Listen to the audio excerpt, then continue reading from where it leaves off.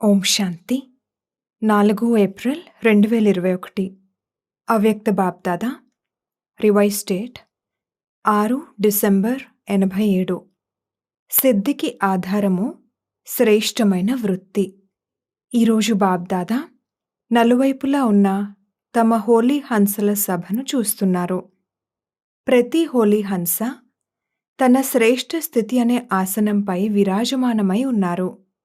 ఆసనధారులైన హోలీ హంసలందరి సభ మొత్తం కల్పంలోనే అలౌకికమైనది మరియు అతీతమైనది.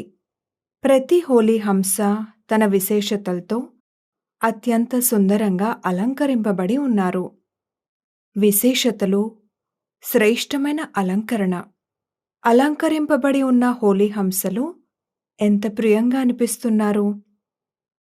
బాప్దాదా ప్రతి ఒక్కరి విశేషతల అలంకరణను చూసి హర్షిస్తున్నారు. అందరూ అలంకరింపబడి ఉన్నారు. ఎందుకంటే బాప్దాదా బ్రాహ్మణ జన్మను ఇస్తూనే బాల్యములోనే విశేష ఆత్మాభవ అనే వరదానమునిచ్చారు. నంబరువారుగా ఉన్నా సరే చివరి నంబరులోని ఆత్మ కూడా విశేషాత్మయే. బ్రాహ్మణ జీవితంలోకి రావడం అనగా విశేష ఆత్మలలోకి వచ్చేసినట్లే. బ్రాహ్మణ పరివారంలో చివరి నంబరు వారైనా సరే విశ్వంలోని అనేక ఆత్మలతో పోలిస్తే వారు కూడా విశేషమైన వారిగా మహిమ చేయబడ్డారు. అందుకే కోట్లలో కొందరు, కొందరిలో కూడా కొందరు అనే మహిమ ఉంది. కనుక బ్రాహ్మణుల సభ అనగా విశేష ఆత్మల సభ. ఈరోజు బాప్దాదా చూస్తున్నారు. విశేషతల అలంకరణను బాబా అయితే అందరికీ సమానంగా ఒకేలా చేశారు. కానీ కొందరు ఆ అలంకరణను ధారణ చేసి సమయం అనుసారంగా కార్యంలో ఉపయోగిస్తారు. కొందరు ధారణ చేయలేరు లేదా సమయం అనుసారంగా కార్యంలో ఉపయోగించలేరు. ఉదాహరణకు ఈ రోజుల్లోని రాయల్ ఫ్యామిలీ వారు సమయం అనుసారంగా అలంకరించుకుంటారు. అప్పుడెంత బాగా అనిపిస్తుంది. ఎలాంటి సమయమో అలాంటి అలంకరణ. దీనినే నాలెడ్జ్ఫుల్ అని అంటారు. ఈ రోజుల్లో అలంకరణ కోసం వేరువేరు సెట్లు పెట్టుకుంటూ ఉంటారు కదా. మరి బాప్దాదా అనేక విశేషతలు మరియు అనేక శ్రేష్టమైన గుణాల యొక్క వెరైటీ సెట్లను ఎన్ని ఇచ్చారు. ఎంత విలువైన అలంకరణ అయినా సరే ఒకవేళ అది సమయం అనుసారంగా లేకపోతే ఎలా అనిపిస్తుంది. ఇటువంటి విశేషతలు, గుణాలు, శక్తులు మరియు జ్ఞానరత్నాల యొక్క అనేక అలంకరణలను బాబా అందరికీ ఇచ్చారు. కానీ వాటిని సమయానికి కార్యంలో ఉపయోగించడంలో నంబరు ఏర్పడుతుంది. ఈ అలంకరణలన్నీ ఉన్నాయి. కానీ ప్రతి విశేషతకు మరియు గుణానికి సమయం అనుసారంగా మహత్వం ఉంటుంది.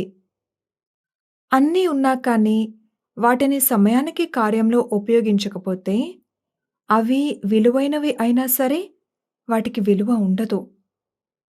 ఏ సమయంలో ఏ విశేషతను ధారణ చేయవలసిన కార్యం ఉంటుందో ఆ సమయంలో ఆ విశేషతకే విలువ ఉంటుంది.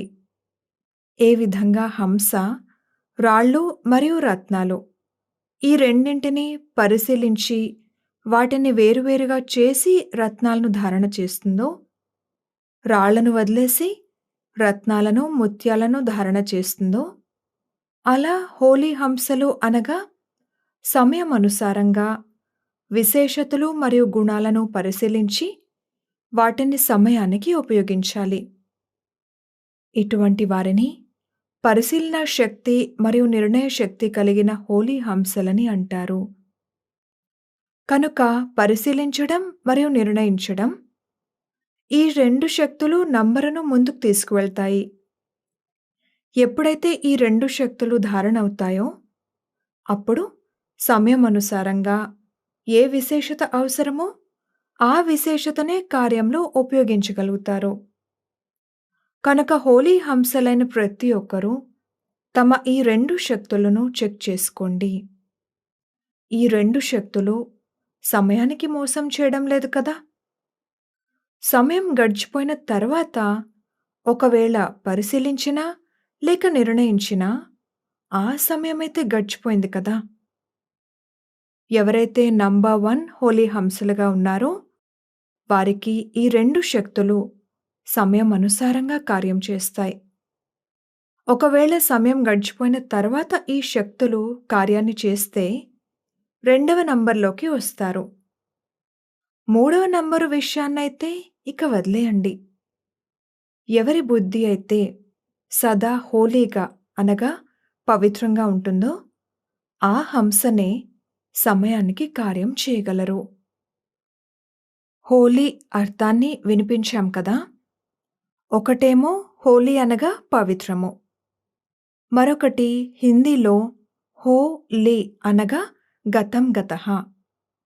కనుక ఎవరి బుద్ధి అయితే హోలీగా అనగా స్వచ్ఛంగా ఉంటుందో, మరియు ఏ సెకండ్, ఏ పరిస్థితి గడిచిపోతుందో, దానిని గతం గతః చేసే అభ్యాసం ఉంటుందో, ఇటువంటి బుద్ధి కలిగిన వారు సదా హోలీగా అనగా ఆత్మిక రంగులో రంగరింపబడి ఉంటారు. సదా తండ్రి సాంగత్యమనే రంగులో రంగరింపబడి ఉంటారు. కనుక హోలీ అనే ఒక్క పదము 3 రూపాల్లో ఉపయోగపడుతుంది. ఎవరిలోనైతే ఈ 3 అర్థాలకు సంబంధించిన విశేషతలున్నాయో, అనగా ఏ హంసలకైతే ఈ విధి తెలుసో, వారు ప్రతి సమయము సిద్ధిని ప్రాప్తి చేసుకుంటారు. కనుక ఈరోజు బాప్దాదా హోలీ హంసల సభలో, హోలీ హంసలందరిలోనూ ఈ విశేషతను చూస్తున్నారు. స్థూల కార్యములోనైనా, లేక ఆత్మిక కార్యములోనైనా, రెండింటిలోనూ పరిశీలనా శక్తి మరియు నిర్ణయ శక్తియే సఫలతకు ఆధారము. ఎవరి సంపర్కములోకైనా వచ్చినప్పుడు, ఎప్పటి వరకైతే వారి భావమును మరియు భావనను పరిశీలించలేకపోతారో, మరియు పరిశీలించిన తర్వాత యథార్థమైన నిర్ణయాన్ని తీసుకోలేకపోతారో, అప్పటి వరకు వ్యక్తుల విషయంలోనైనా, లేక పరిస్థితుల విషయంలోనైనా 2 కార్యాలలోనూ సఫలత ప్రాప్తించదు. ఎందుకంటే వ్యక్తుల సంబంధంలో కూడా రావాల్సి ఉంటుంది, మరియు పరిస్థితులను కూడా దాటవలసి ఉంటుంది. జీవితంలో ఈ 2 విషయాలు వస్తాయి. కనుక నంబర్ 1 హోలీ హంసలనగా 2 విశేషతల్లోనూ సంపన్నమైనవారు. ఇది ఈనాటి సభ గురించిన సమాచారము. ఈ సభ అనగా కేవలం ఎదురుగా కూర్చున్నవారే కాదు. బాప్దాదా ఎదురుగానైతే మీతో పాటు నలువైపులా ఉన్న పిల్లలు కూడా ఇమర్జ్ అవుతారు. బేహద్ పరివారం మధ్యన బాప్దాదా కలుసుకుంటారు మరియు ఆత్మిక సంభాషణను చేస్తారు. బ్రాహ్మణాత్మలందరూ తమ స్మృతి శక్తి ద్వారా స్వయం కూడా మధుబన్లో హాజరవుతారు. మరియు బాప్దాదా మరొక విశేషమైన విషయాన్ని చూస్తున్నారు. అదేమిటంటే, పిల్లలు ప్రతి ఒక్కరి విధి యొక్క రేఖ మరియు సిద్ధి యొక్క రేఖ, ఈ 2 రేఖలు ఎంత స్పష్టంగా ఉన్నాయి? ఆది నుండి ఇప్పటి వరకు విధి ఎలా ఉంది? మరియు ఆ విధికి ఫలస్వరూపంగా ఎంత సిద్ధిని ప్రాప్తి చేసుకున్నారు? 2 రేఖలు ఎంత స్పష్టంగా ఉన్నాయి? ఎంత పొడవుగా ఉన్నాయి? అనగా విధి మరియు సిద్ధి యొక్క ఖాతా ఎంతవరకు యథార్థ రూపంలో జమ అయ్యాయి? విధికి ఆధారము శ్రేష్టమైన వృత్తి. ఒకవేళ శ్రేష్టమైన వృత్తి ఉన్నట్లయితే యథార్థమైన విధి కూడా ఉంటుంది, మరియు యథార్థమైన విధి ఉన్నట్లయితే శ్రేష్టమైన సిద్ధి తప్పకుండా ఉంటుంది. కనుక విధి మరియు సిద్ధికి బీజము వృత్తి. సదా భాయి భాయి అనగా సదా సోదరులము అనే శ్రేష్టమైన వృత్తి, ఆత్మిక వృత్తి ఉండాలి. ఇది ముఖ్యమైన విషయమే, కానీ దీనితో పాటు సంపర్కంలోకి వచ్చే ప్రతి ఆత్మ పట్ల కళ్యాణం యొక్క, స్నేహం యొక్క, సహయోగం యొక్క నిస్వార్థమైన నిర్వికల్ప వృత్తి ఉండాలి. వ్యర్థరహిత సంకల్పాల వృత్తి ఉండాలి. చాలాసార్లు ఏ ఆత్మ పట్లనైనా వ్యర్థ సంకల్పాలు లేక వికల్పాల వృత్తి ఉన్నట్లయితే ఎలాంటి వృత్తి మరియు దృష్టి ఉంటుందో అలా ఆ ఆత్మ చేసే కర్తవ్యము, కర్మల సృష్టి కనిపిస్తుంది. అప్పుడప్పుడు పిల్లల విషయాలను వింటాము మరియు చూస్తాము కూడా. ఇలాంటి వృత్తి ఉన్న కారణంగా వర్ణన కూడా చేస్తారు. వారు ఎంత మంచి కార్యాన్ని చేసినా కానీ వ్యర్థమైన వృత్తి ఉన్న కారణంగా సదా ఆ ఆత్మ పట్ల వీరిలాంటివారే, ఇలాగే జరుగుతుంది అనే మాటలే వస్తాయి. కనుక ఈ వృత్తి వారి కర్మల రూపీ సృష్టిని అలానే అనుభవం చేయిస్తుంది. ఎలాగైతే మీరు ఈ ప్రపంచంలో కళ్లద్దాల ఉదాహరణను ఇస్తారు కదా. ఏ రంగు కళ్లద్దాలను ధరిస్తే ఆ రంగే కనిపిస్తుంది.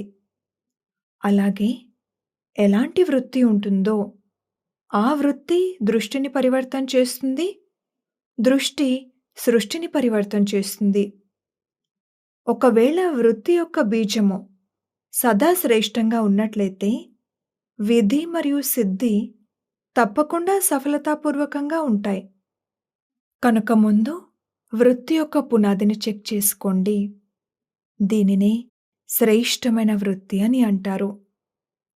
ఒకవేళ ఏదైనా సంబంధ సంపర్కంలో శ్రేష్ట వృత్తికి బదులుగా మిక్స్ ఉన్నట్లయితే, అనగా కల్తీ ఉన్నట్లయితే, మీరు విధిని ఎంతగా ఉపయోగించినా కానీ సిద్ధి లభించదు. ఎందుకంటే వృత్తి బీజము వంటిది, విధి వృక్షము వంటిది, మరియు సిద్ధి ఫలము వంటిది. ఒకవేళ బీజము బలహీనంగా ఉంటే వృక్షము ఎంత విస్తారమైనదైనా కానీ సిద్ధి రూపీ ఫలము లభించదు. ఈ వృత్తి మరియు విధి గురించి బాబ్దాదా పిల్లలతో ఒక విశేషమైన ఆత్మిక సంభాషణను చేశారు. స్వ ఉన్నతి పట్ల మరియు సేవా సఫలత పట్ల ఒక రమణీయమైన స్లోగన్ను ఆత్మిక సంభాషణలో చెప్పారు. ఈ స్లోగన్ను మీరు కూడా పరస్పరంలో చెప్పుకుంటారు. ప్రతి కార్యంలో ముందు మీరు. ఈ స్లోగన్ గుర్తుంది కదా. ఒకటేమో ముందు మీరు, రెండవది ముందు నేను. ఈ రెండు స్లోగన్లు, ముందు మీరు మరియు ముందు నేను, ఈ రెండు అవసరమే. కానీ బాప్దాదా ఆత్మిక సంభాషణ చేస్తూ చిరునవ్వు నవ్వుతున్నారు. ఎక్కడైతే ముందు నేను అని అనాలో అక్కడ ముందు మీరు అని అంటున్నారు. ఎక్కడైతే ముందు మీరు అని అనాలో అక్కడ ముందు నేను అని అంటున్నారు. రెండింటినీ మార్చేస్తున్నారు. ఏదైనా స్వపరివర్తన యొక్క విషయం వచ్చినప్పుడు ముందు మీరు అని అంటారు. వీరు మారితే నేను మారుతాను అని అంటారు. కనుక ఇందులో ముందు మీరు అన్నట్లయింది కదా. ఎప్పుడైతే ఏదైనా సేవ యొక్క ఛాన్స్ వచ్చినప్పుడు, లేదా ఏదైనా పరిస్థితిని ఎదుర్కోవలసిన ఛాన్స్ ఏర్పడినప్పుడు ముందు నేను కూడా ఎంతో కొంత ఉన్నాను కదా, నాకు కూడా ఏదో ఒకటి లభించాలి కదా అని ప్రయత్నిస్తారు. కనుక ఎక్కడైతే ముందు మీరు అని అనాలో అక్కడ నేను అని అనేస్తారు. సదా స్వమానంలో స్థితులై ఇతరులకు గౌరవం ఇవ్వడం అనగా ముందు మీరు అని అనడం. అయితే కేవలం నోటితో ముందు మీరు అని అంటూ కర్మలో తేడా చేయడం కాదు. స్వమానంలో స్థితులై స్వమానం ఇవ్వాలి.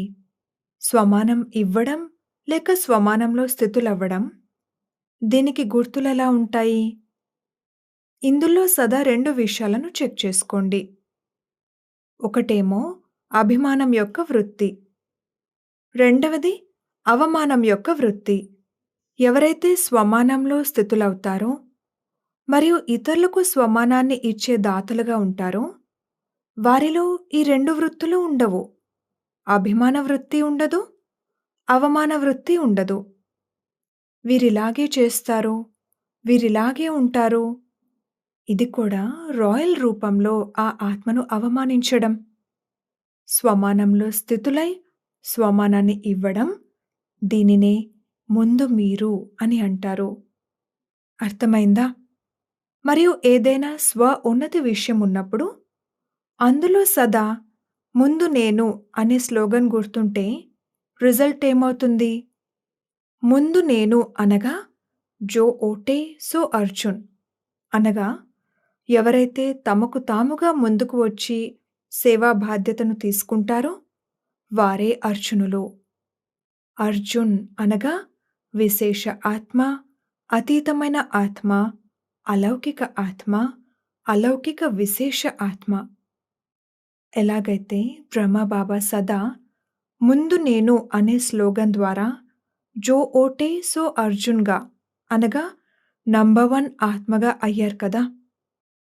నంబర్ 1 అనగా నంబర్ 1 డివిజన్ అని వినిపించాం కదా. వాస్తవానికి నంబర్ 1 అయితే ఒక్కరే ఉంటారు. కనుక 2 స్లోగన్లు అవసరమే. కానీ నంబరు దేని ఆధారంగా తయారవుతుందో వినిపించాము కదా. ఎవరైనా ఏదైనా విశేషతను సమయం అనుసారంగా కార్యంలో ఉపయోగించకపోతే వారి నంబరు ముందు వెనక అయిపోతుంది.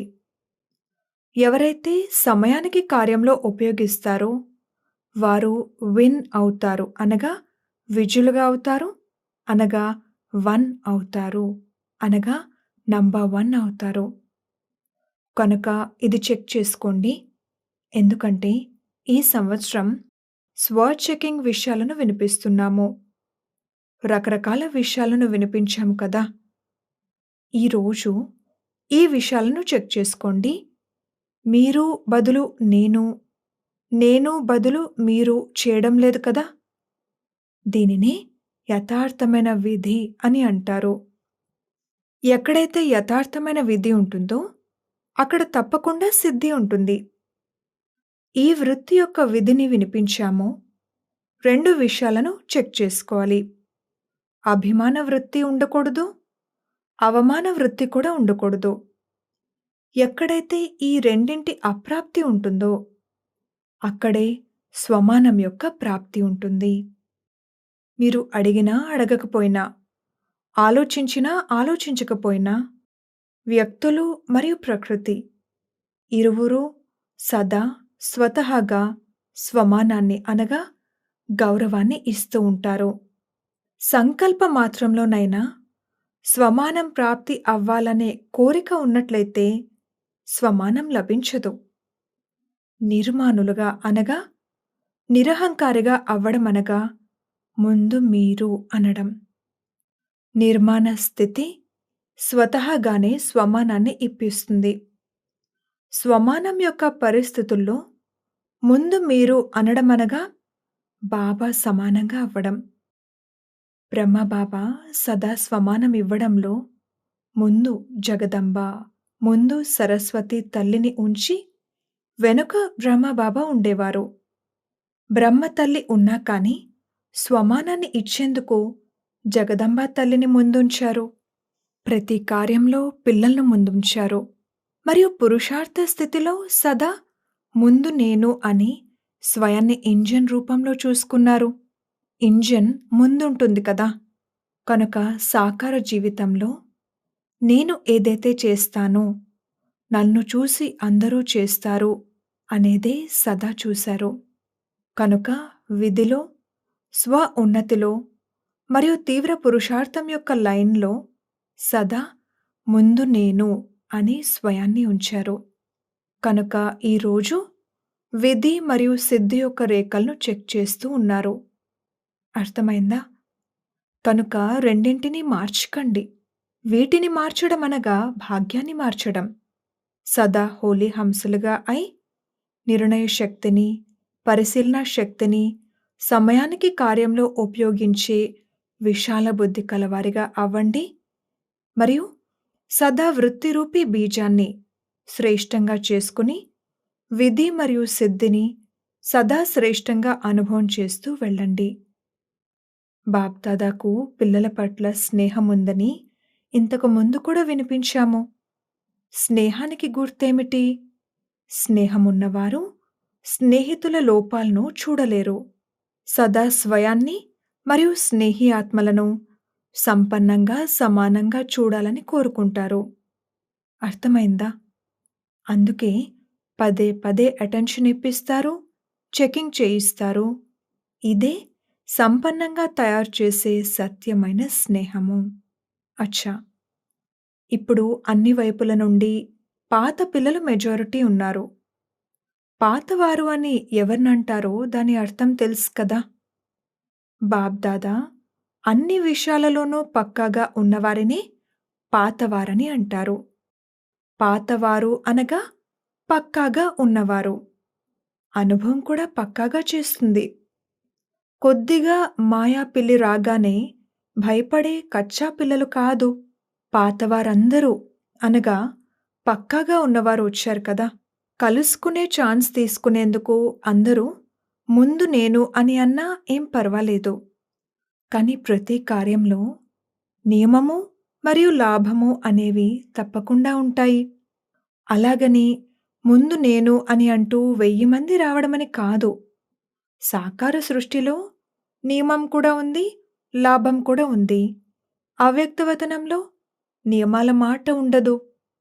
అక్కడ నియమాలు తయారు చేయవలసిన అవసరం ఉండదు. అవ్యక్త మిలనం చేసుకోవడం కష్టమనిపిస్తుంది. సాకార మిలనం సహజమనిపిస్తుంది. అందుకే పరిగెత్తుకుని వస్తారు.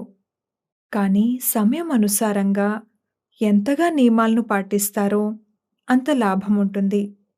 బాబ్దాదా కొద్దిగా ఏదైనా సూచనను ఇస్తే ఇప్పుడేం జరగబోతుందో ఏమిటో తెలీదు అని అంటారు. ఒకవేళ ఏదైనా జరిగేది ఉన్నా సరే చెప్పి జరగదు. సాకార బాబా అవ్యక్తమైనప్పుడు ఏమైనా చెప్పి వెళ్ళారా? ఏదైతే అకస్మాత్తుగా జరుగుతుందో అది అలౌకికంగా ప్రియంగా ఉంటుంది. అందుకే బాప్దాదా సదా ఎవర్ రెడీగా ఉండమని చెప్తారు. ఏం జరిగినా చాలా మంచే జరుగుతుంది. అర్థమైందా? అచ్చా!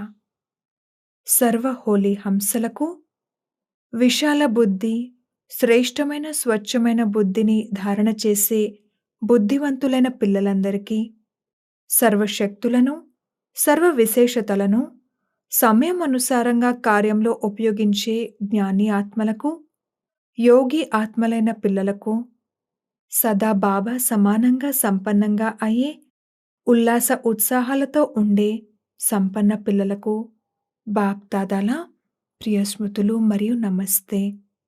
వరదానము: యజమానత్వపు స్మృతి ద్వారా హైయెస్ట్ అథారిటీని అనగా అత్యంత ఉన్నతమైన అథారిటీని అనుభవం చేసే కంబైన్డ్ స్వరూపధారి భవ. ముందు మీ శరీరము మరియు ఆత్మల కంబైన్డ్ రూపాన్ని స్మృతిలో ఉంచుకోండి. శరీరము రచన, ఆత్మ రచయిత. ఈ స్మృతి ద్వారా యజమానత్వపు స్మృతి స్వతహాగానే ఉంటుంది. యజమానత్వపు స్మృతి ద్వారా స్వయాన్ని హైయెస్ట్ అథారిటీగా అనుభవం చేస్తారు. శరీరాన్ని నడిపించేవారిగా ఉంటారు. రెండవది తండ్రి మరియు బిడ్డ అనగా శివ్ శక్తి. ఈ కంబైన్డ్ స్వరూపపు స్మృతి ద్వారా మాయా విఘ్నాలను అథారిటీతో దాటేస్తారు. స్లోగన్: విస్తారాన్ని సెకండ్లో ఇముడ్చుకుని జ్ఞానం యొక్క సారాన్ని అనుభవం చేయండి మరియు ఇతరులకు చేయించండి. ఓం శాంతి.